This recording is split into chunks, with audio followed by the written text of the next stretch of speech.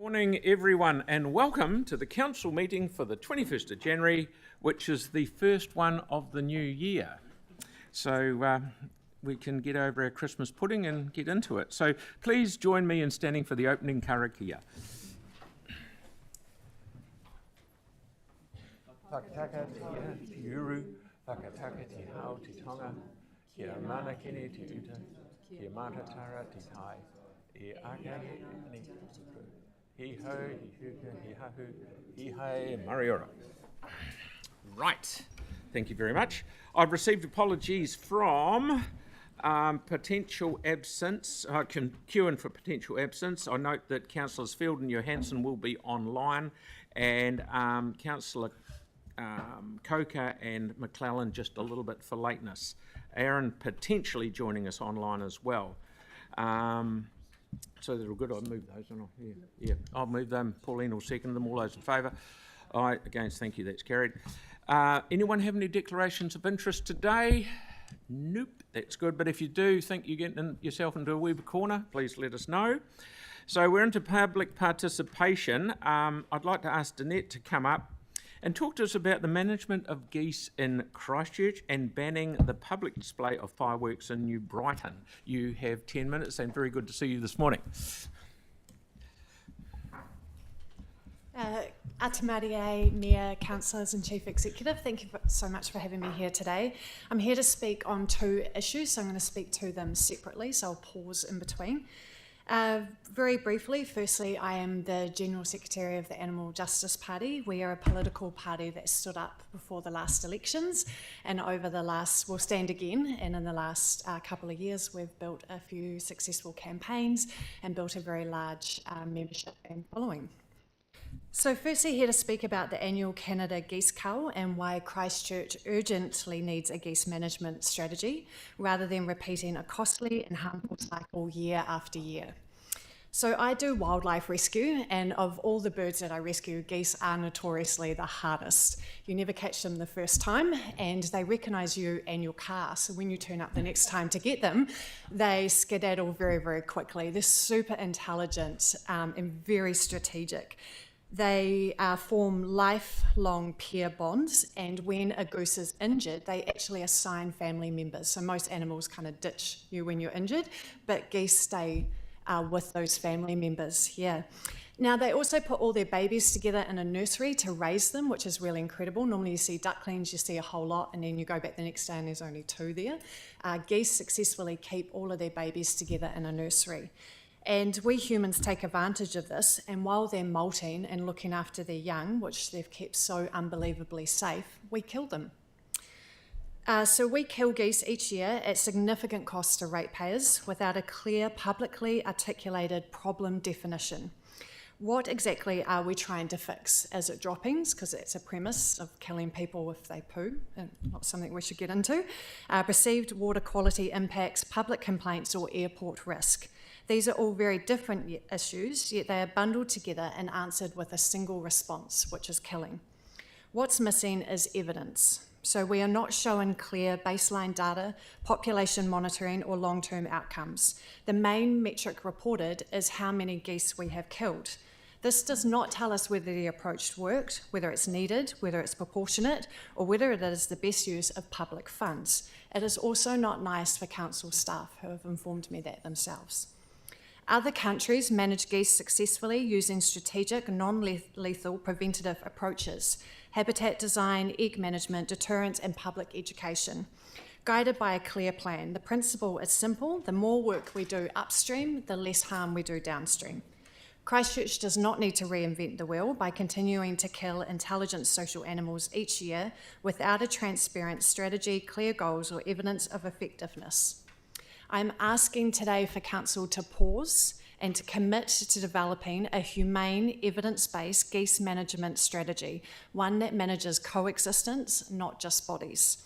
In 2016, we can't kill animals because it's a line item in the annual plan. This is an animal that thinks and deeply feels. Thank you. I'll just pause for any questions before I touch the next subject.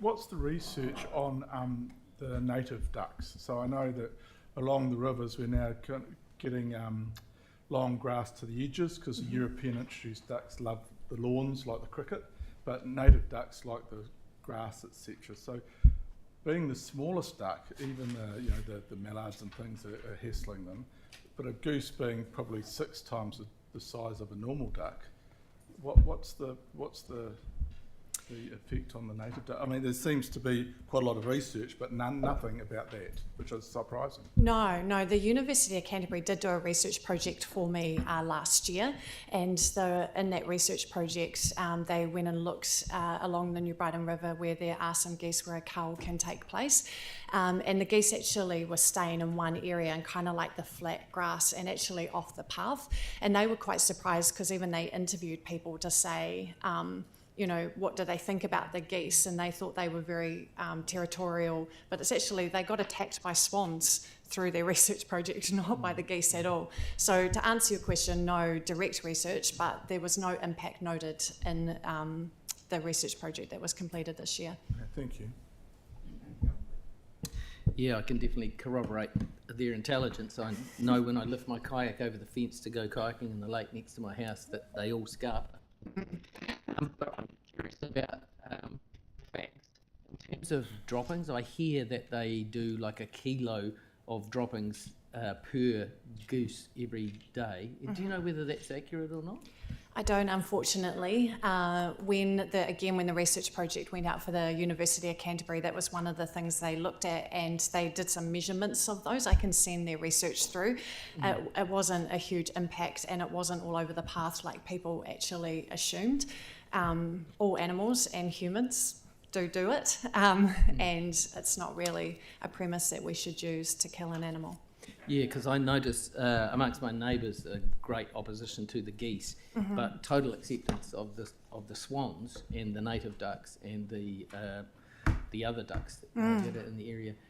Just in terms of numbers, do you have an idea of the growth in numbers around the country or in the Canterbury area? I couldn't find anything, and I think that's why we need a goose management strategy, because we should say, well, what is the problem we're trying to solve, and what is the problem we're trying to manage, and what are the solutions upstream to manage that, to try and avoid the harm downstream. And that might be a journey that needs to evolve, because often upstream, as you know, takes a little bit longer. So that's why I'm pushing for a goose management strategy, because we need to understand those numbers, because when you understand the problem, then you can create effective solutions. At the moment, we have a line item to simply cull the geese each year, and we're not sure what problem we're trying to solve or whether that's effective. Yeah, I know that's really interesting. Just, I guess. Thank you, Kel. We're gobbling up all the time. Okay. Carry on, please. Thank you. So following engagement with the community board, thank you, Councillor Donovan, I attended with my husky, who I pay hundreds of dollars in vet bills each year when we have the pier fireworks. I've also had to pay for special fencing in my house. And I received a response from council staff which did not address the core issue. So I'm here today to talk about New Brighton Beach and the fireworks. It is a tidal coastal ecosystem. It is a habitat, not a venue. So fireworks, as we know, release heavy chemicals and metals directly into the air, sand and water. The tide does not wait for a cleanup, and wildlife do not wait for daylight. If an event cannot be cleaned immediately and safely, it should be held in a location where harm is inevitable. We've all seen pictures of animals cut open with plastics in their stomachs. You've all seen that, and that's what we're doing. We're putting that rubbish directly into our sea life at New Brighton Beach. There was no overnight cleanup, for good reason, but by morning rubbish had already entered into the sea. I personally removed, I think, 7 or 8 of the big black rubbish bags. There was already rubbish in the ocean. All the council bins were full, and our black-backed native gulls were eating that rubbish. Fireworks can also cause acute distress to wildlife and companion animals, even outside of nesting season, because they waste critical energy with the response. Companion animals panic, flee and are injured. We've all seen that we're moving to banning private fireworks. It seems crazy then that we'd have bigger, louder, more intense fireworks and be okay with that. Christchurch actively celebrates and protects rare bird life along the Avon Heathcote estuary near the New Brighton Bridge. In August last year, Christchurch City Council produced an article with the title reading, "The wetland is becoming a haven for native wildlife, with new bird species flocking into the nest." That's where they opened it up, just by the bridge. I live just there. It's absolutely beautiful. And Mr. Crosslands is quoted as saying, "Loud noises, including motorbikes and fast e-bikes passing through the area, can disturb the wildlife, as can dogs running off lead. So we're asking residents to take care when travelling nearby." Now, I certainly do this, and yet then we bring fireworks with loud explosion and straight into that area directly by that bridge. So this is not about opposing celebration, it's about choosing locations and formats that do not cause avoidable harm. Today I'm here asking the council to commit to ending fireworks at the pier and to lead with environmentally responsible alternatives. And on the last note, I just encourage you to check out what Rotorua did for their Matariki celebrations. Absolutely fantastic, and shows a good example of alternatives. Thank you. Okay, we have 2 questions, one from Celeste and then Tim, please.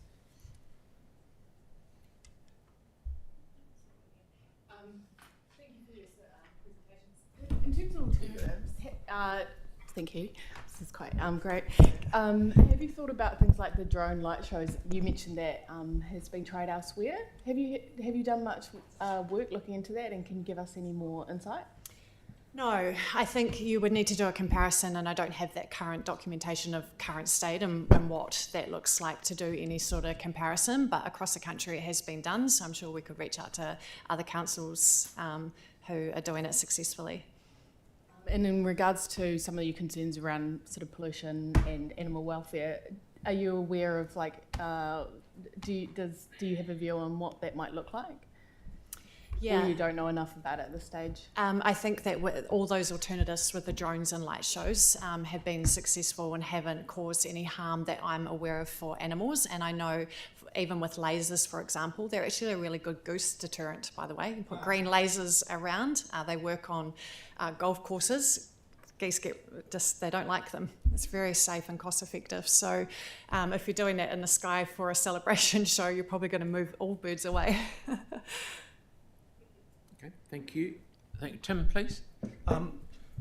With regards to the fireworks, so wouldn't it be better to have one large fireworks show public than a whole lot of small ones? And the pier is quite a way away, and I realise sound travels, and I can hear it from my place along the Cashmere. So, but it is a wee way away from the New Brighton Bridge. So I'm just thinking, is it better to have one large public event than a whole lot of small ones? So if we banned fireworks, for instance, which I actually am in favour of because of the Port Hills and fire risk, etc. I don't think so, to be blunt about it, and that's purely because wildlife and companion animals don't say, oh, this is okay, this is private backyard versus the loud explosions. And I think that bridge is very close to the pier. I actually live right in between them, and my whole house rattles and shakes. And as someone, I said, who does wildlife rescue, I see firsthand the impact of the birds that die after a public event. Great, thank you. Okay. Thank you very much for coming in and bringing it to us, to our attention. Thank you. Thank you, Mayor. Okie doke. So, next one is deputations. We have no deputations or petitions today, so I'll move on to council minutes. I'm happy to move it, and Victoria's happy to second it. Council minutes for number 5, 6, 10 and 11. I'll put that motion. All of those in favour? Against? Thank you, that's carried. So now we're on to... Oh, yes, that's right. No. Yes. Now, as we all know, sadly, we all heard that Mayor Tim Shadbolt, ex-Mayor Tim Shadbolt, died last week, and I think it's important we just recognise some of the good work that he did. I was lucky enough to meet him. I was very lucky to be involved tiny bit with the world's fastest Indian down on that beach, and I saw him in action down there, and he was an absolute stalwart of Invercargill. So I fondly recall talking to him and having a good time with him. So I'd just like to say that we will miss him, and I'm very proud to have known him. So So that's all right. So it's important that we recognise people that tow concrete mixers round behind council cars. So wish I could do the same myself, but we haven't got a tow bar. Okay, so thank you for that, Pauline. Okay, we're now into staff reports. Number 7, the press lane lighting. Brindy would like to come and talk to us, please. Yeah, Sam is happy to move it, and Pauline is happy to second it. Sorry, Kelly, I can't see you way down there. So just one question I had, and we'll take it as read, just one question I had. Have we looked at, and I brought it up yesterday, about maybe putting solar lights in there? Would that be easier than having to actually dig it up and put cables in?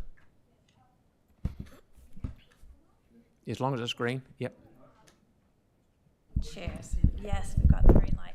Cheers. Thank you for the question. Yes, after your query on that yesterday, we did talk to some industry experts yesterday, and the advice really was because we need to guarantee consistent lighting for safety down the laneway, solar lighting has the risk of if we have multiple dark days, we're not charging the batteries enough. And then the fact that there are tall buildings along the laneway, so that doesn't get a lot of light. So the advice really was that solar lighting wouldn't guarantee the safety lighting that we want to guarantee for the public. Fair comment. Yep, thank you. Yanni has a question, and any other questions, anybody? Fire away, Yanni. Oh, thank you. I did submit some questions on Monday, and I was just wondering if there'd been a response. Yes, we sent through a memo yesterday with those questions as well as some additional questions. Yeah. So I didn't hear. Answers to the questions, yeah. They have answered them. Okay. In the memo. That's good. Okay. In the memo, yeah. Okay. So fantastic report. And I think it's just, I'll just throw 5 cents, and I think it's good that it's being done to make it easier for people to safely travel from the Theatre Royal through and at night time after an event. So we have a mover and we have a seconder. Is there any discussion, debate? Tim? The question I didn't see just with regards to the cost of maintenance. Yes. So can you? Yep, I can speak to that. So the Enliven program does have a maintenance budget, and we've put a pretty high contingency maintenance budget in the report for you to see, and that's really just to cover if someone decides to graffiti a pole. We need maintenance budget to cover it. So we're not saying that the maintenance budget will be $3,000 a year. We just want to make sure we've got a little bit set aside in case we do need to address some graffiti or vandalism. Well, if for instance, the car park, and one of the concerns of maintenance is a car bumping the lights, yes. Would it not be prudent to put something around those light poles before? Because as I see from your photos, there's 7 light poles, yes. And 3,000. Presumably, you're saying it's very generous. Let's hope it is, but it's quite substantial for yes. 7 poles. Yeah, I agree. We are also planning to look at some options to put some like barriers for tires, so they couldn't possibly bang into the poles. So. Yeah, that'd be, I mean. Vandalism's vandalism, it's a pain, and you can't really it's always in retrospect, unfortunately, but if we could do something if that is a concern, which I totally understand. I mean, you see quite a lot of people touch park, don't you, but but thank you, cheers. Thank you, Tim. Any other discussion? I'll put that motion. We've got a mover and seconder. All of those in favour?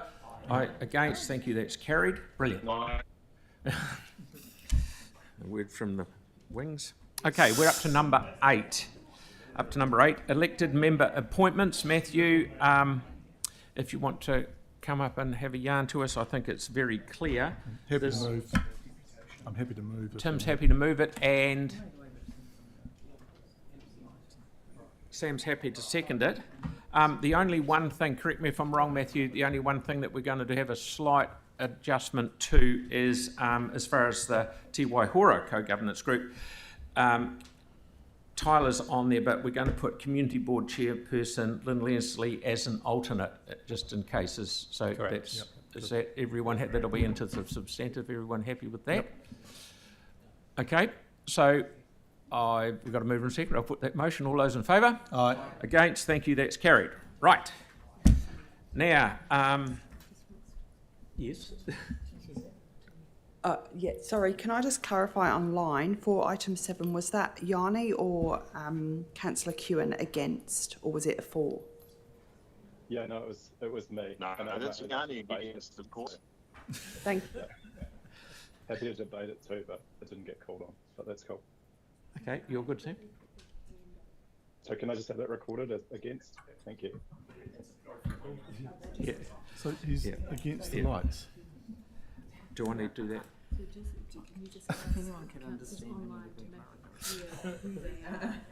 Yes, that's right. We've just been asked by Sam and Mary that councillors online, can you please make it clear who you are, because we just hear a wee voice in the background. It's just to make life easy for everyone going forward. And Okay, Aaron was a yes. I don't have to say that bit now, because we just go straight into PX. Yeah. So we now have a resolution to exclude the public as set out in pages 50 and 51 of the open agenda. I'm happy to move it, and Kelly is happy to second it to go into public exclude. All those in favour? Against? Thank you. That's carried.